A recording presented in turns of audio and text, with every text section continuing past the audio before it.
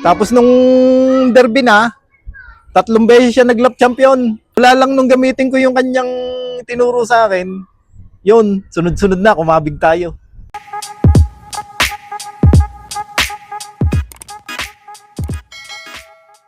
Ayan, welcome naman tayo dito sa aking Flyers Loop. Ito mga kalapatid, so Bali, nandito yung winner natin ng Santa Ana, Cagayan. ayan sir, pwedeng makita. Wala kang masyado ulit binago sa look mo sir, no? Wala, ito pa rin, dati pa rin. Itong kabila, pang ano, norte. Pang ano rin yan? Pang south din. South din. Magkasama na yung mga panlaban mo sir. Oo. Off color mga kalapatid, so Ito siya, oh. anong bloodline na to sir Jar? Bali, apo din siya ni 60 pesos line. May pasok ng iba. Oh, may pasok na siya ng iba kaso ninuno na niya, lola sa tuhod. Okay. Tapos yung amat ina niya, Tacloban finisher. Blue bar at checkered yun. Tapos biglang naglabas ng ganto. Oo nga, ito mga kalapatid ko. Pero maganda naman yung pagka-grisel niya, oh, Tiger. Kung bagay sa pakpak, hindi mag-tis-tis, no sir? Itim pa rin yung pakpak. Kamusta yan? Nung nilalaro mo sir, simula nung first lap derby? Matulin naman siya mula umpisa. Bale, nag-port overall siya ng pan-race. Wala pang derby, nagpwesto na siya. Port overall siya ng pan-race sa CFU. Candelaria. Tapos, gadahagis. Minsan, kumakabig lagi siya sa pooling eh. Buo so. Tapos nung derby na, 3 beses siya nag-lap champion. Ayos. Tignan nyo mga kalapatid, so. 3 beses. 3 beses. Sang lap nag-lap champion to, sir, JR? Parang Ilagan Isabela, Tubigaraw, at saka Gonzaga, Cagayan. Ayos, mga kalapatids. Hindi lang tayo pinalad nung last lap, nag-cut off siya. 40 minutes lang siya cut off. So, Champion sana. Kuha sana natin lahat. Pero kahit paano, may nahamig pa rin, sir. Meron naman. Sayang to, mga kalapatids. So, kinapos pala nung last lap. Ang naging problema lang natin noon, smash. Na halos hindi daw makatawid ng ibon pa uwi. Nung araw na yon. Kahit yung nag-champion niya, yun, yung champion at saka yung second overall, second day bird din. Talaga lang kinapos tayo. Sayang to, mga kalapatids. So, inuulang lang sa swerte, mga kalapatids. Hindi, anong balak mo na dyan sa ibon na yan, Sir JR? Ito talaga, paborito ko na ito ngayon. I-breed na natin. I-breed na ni Sir JR, mga kalapatids. So, tatago na natin to, gagawin na natin breeder. kasi kahit sa malapit, sir, talaga nagpapakitang ilas, no? Ang daming kinabig talaga nito. Tapos ikaw pala, sir, anong diskarte mo sa loob mo kapag derby na? Halos ganun pa rin pare-parehas naman. Hindi naman tayo nagbubukod ng ibon kahit derby. Ginagawa lang natin, paparisa natin, para syempre motivation na yun, para mabilis umuwi. Simula pa lang first lap, binibigyan mo na sila, sir? Binibigyan na natin ng kapares. Sir, tinutuloy mo yung itlog nila o pinapalitan mo ng fake egg? Pinapalitan ko ng fake egg. Tapos pagka medyo malayo na, tinataon natin na yung mapipisa yung itlog niya bago natin i-load. Para syempre, mas magandang motivation yun, lalo na't hen. Mas magpipilit siyang umuwi. So, di mas gusto mo palang panlaro, sir, hen?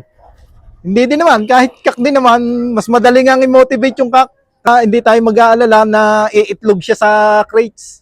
Kasi pag umitlog ang ibon sa crates, mahina na talagang umuwi pagka bagong itlog. Stress na rin, no? Oo. Tapos, sir, kapag derby na, yung mga gamit mong supplements dito sa loob mo, sir? Hindi naman nawawala sa atin yung pulot. Tapos B12 at saka yung B-pollen. Tapos ginagawa natin, araw-araw na yung yung victory para sa panunaw nila. Sir, umaga tapon na? Hindi, tuwing gabi lang. Kasi sa umaga, maaga tayo pumapasok. Minsan hindi pa natin napapatuka. May trabaho, sir, no? Sa gabi lang. Sir, hindi mo na mapakisiyuan si misis mo, sir? No, hindi naman ngayon pinakikialaman pagka yung sa Kalapate. Hindi mahilig si misis mo, sir? Oo, wala talaga. Pero suportado lang niya ako kapag yung may babayadan. Buti naman pala at hindi, hindi, ang tawag dito, hindi siya against her, Ay, hindi naman. Pag sa pag-iibon naman, suportado naman tayo. Yun nga lang, hindi natin maano sa pagpapakain. Kasi natatakot sila, baka daw malipadan. Oo nga naman. Tsaka baka mamaya pati kung anong maibigay, no? Oh. Tapos sir, tingin mo, ano yung pinaka-importante sa pagkakalapati para manalo? Kailangan talaga hilig mong pag-iibon. Kasi kung gumagaya ka lang at hindi mo talaga hilig ang pag-iibon, hindi mo makikita kung ang ibon okay na o may kulang pa. Yun, maraming salamat, Sir JR. Tapos, Sir JR, tingin mo, gaano kasaya sa pagkakalapati? Ay, sobra. Lalo na't nananalo tayo. Mas mawiwili tayo sumali basta't napapadulo natin yung ibon. Nung una kasi hangad ko lang talaga makapagpadulo. Pero nung nakapagpadulo tayo, syempre hangad din na natin yung manalo. Kaya hanggang ngayon, nagpapasalamat pa din ako dun sa naging mentor ko kay Rani Adenas, taga Tagig. Kaya ako naman siya naging mentor kasi aksidente na huli ko yung ibon niya dito. Tapos nilagyan natin ng pangalan natin. Awa naman ng Diyos, pag uwi ng ibon niya, nag-chat siya sa akin. Ay maganda yung mga result ng ibon niya, kaya nagtanong tayo kung paano siya magkondisyon ng ibon. Pero nanalo ka na nun. Hindi pa. Mula lang nung gamitin ko yung kanyang tinuro sa akin, yun, sunod-sunod na, kumabig tayo. Boys, oh. Tapos hanggang ngayon, yun pa rin ang gamit mo, sir, no? Oo, hanggang ngayon, hindi natin binabago. Yung pa rin turo niya. Yan, maraming salamat, Sir JR. And good luck sa mga susunod pang karera. Tapos, Sir JR, baka may magtanong na viewers natin, eh. Mag-out ka ba ng mga magiging anak na kasi gagawin mo ng breeder, no? Syempre naman, kailangan din natin ng pang-maintenance natin, lalo na sa kulungan, pagpagawa natin kulungan, pwede naman tayo mag-out. Ito, mga kalapatids, so. Kinapos lang to nung last lap. Late na ang 40 minutes, sir, no? Oh, Tapos, 3 times lap champion. 3 times lap champion siya, yung halos yung 3 huli. Ikaw pala dito, sir, may gamit kang sa organic sa ibon mo. Hindi na natin malingilan eh. Kasi gawa ng trabaho, misa papasok tayo alas 5 ng madaling araw. Makakauwi tayo, hapon na rin. E di anong ginagawa mo pag Monday na? Yung pag Monday na, nagpipilit pa rin naman tayo magpatuka. Iiwan natin kahit madilim pa. Tapos yun, nasunod sa hapon na, misa hindi pa natin napapalipad. Pero awa naman ng Diyos, inuwian pa rin tayo kahit sa derby. Anong araw ka nagpapaligo, Sir JR?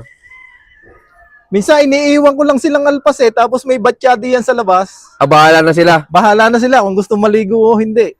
Pag nakita kong malinis pa rin yung batya, sabi ko, patay tayo, hindi naligo ang ibon. E di kinabukasan, maglalagay ka ulit. Kinabukasan, ganun ulit, lagay ulit. Yung, pagka nakikita ko namang madumi, tuwan-tuwa ako noon kasi kita ko naligo yung mga ibon, hindi sila stress pag iniload natin. Tinan nyo mga kalapatids, so kahit hindi masyado tutok si Sir JR sa kanyang mga ibon, nananalo pa din. Ano sir, ano? Awa naman ng Diyos, nakabig pa rin tayo. Yan, congrats kay Sir JR at good luck sa mga susunod niyang karera. Muli po, ako po si JR Morales, Pigeon Fancier na Lipa City, Batangas. I love this game. Yon, maraming salamat sa solid niyo suporta mga kalapatids. Siyempre maraming salamat din kay Sir JR yan sa pagpapaulak na makapag-love visit tayo sa kanya. Sir, baka pala may mga gusto kang i-shoutout dyan. Unang-una, shoutout po doon sa naging mentor ko. Kilala mo na kung sino sila.